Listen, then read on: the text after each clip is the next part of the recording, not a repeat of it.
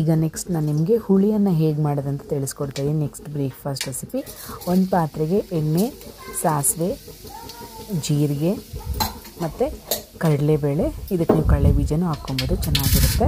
So ಕಡಲೆಬೇಳೆ ಹಾಕ್ಕೊಂಡ್ರೆ enough ಅಂತ ನಾನು ಅಂದ್ಕೊಳ್ತೀನಿ.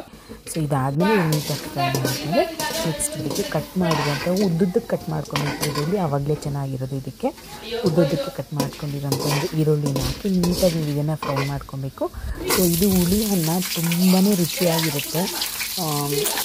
ಚಳಿಗಾಲದಲ್ಲಂತೂ ಸಖತ್ತಾಗಿರುತ್ತೆ ತಿನ್ನೋದಕ್ಕೆ. ಮಳೆ ಹೊಡಿಬೇಕಾದ್ರೆ ಅವಾಗೆಲ್ಲ ತುಂಬ ಚೆನ್ನಾಗಿರುತ್ತೆ ತಿನ್ನೋಕ್ಕೆ ಬಾಯಿಗೆ. ಇದಕ್ಕೆ ನೆಕ್ಸ್ಟು ಈರುಳ್ಳಿ ಚೆನ್ನಾಗಿ ಫ್ರೈ ಆದಮೇಲೆ ಇದಕ್ಕೆ ನಾವು ಹುಣಸೆಹಣ್ಣು ರಸ ಹಾಕಬೇಕು. ಫಸ್ಟೇ ನೀವು ಹುಣಸೆಹಣ್ಣು ನೆನೆಸಿಟ್ಕೊಂಡಿರಬೇಕು, ಆವಾಗಲೇ ನೀಟಾಗಿ ರಸ ಎಲ್ಲ ಹೊರಗಡೆ ಬರೋದು, ಆವಾಗಲೇ ರುಚಿ ಚೆನ್ನಾಗಿರೋದು. ಹುಣಸೆಹಣ್ಣು ರಸ ಹಾಕ್ಬಿಟ್ಟು ಒಂದು 2-3 ನಿಮಿಷ ಇದನ್ನು ಮೀಡಿಯಮ್ ಫ್ಲೇಮಲ್ಲಿ ಇಟ್ಕೊಂಡು ನೀವು ಬೇಯಿಸ್ಕೊಳ್ಳಿ. ಇದಾದಮೇಲೆ ಸ್ವಲ್ಪ ಉಪ್ಪನ್ನ ಆ್ಯಡ್ ಮಾಡ್ಕೊಳ್ಳಿ.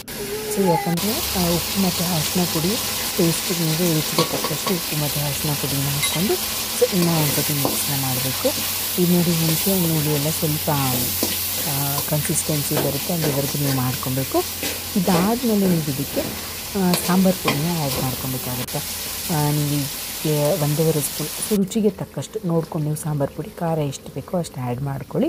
ಅದಾದಮೇಲೆ ಕೊತ್ತಂಬರಿ ಸೊಪ್ಪನ್ನ ಆ್ಯಡ್ ಮಾಡಿಕೊಂಡು ಒಂದು ಸತಿ ಮಿಕ್ಸ್ ಮಾಡಿ ರೈಸ್ನ ಹಾಕ್ಕೊಂಡು ಮಿಕ್ಸ್ ಮಾಡಿ ಟೇಸ್ಟಿ ಆದಂಥ ಹುಳಿಯನ್ನು ರೆಡಿನೇ ಆಗಿಬಿಡುತ್ತೆ. ಸೊ ಇದು ಇವತ್ತು ಅನದರ್ ಬ್ರೇಕ್ಫಾಸ್ಟ್ ರೆಸಿಪಿ.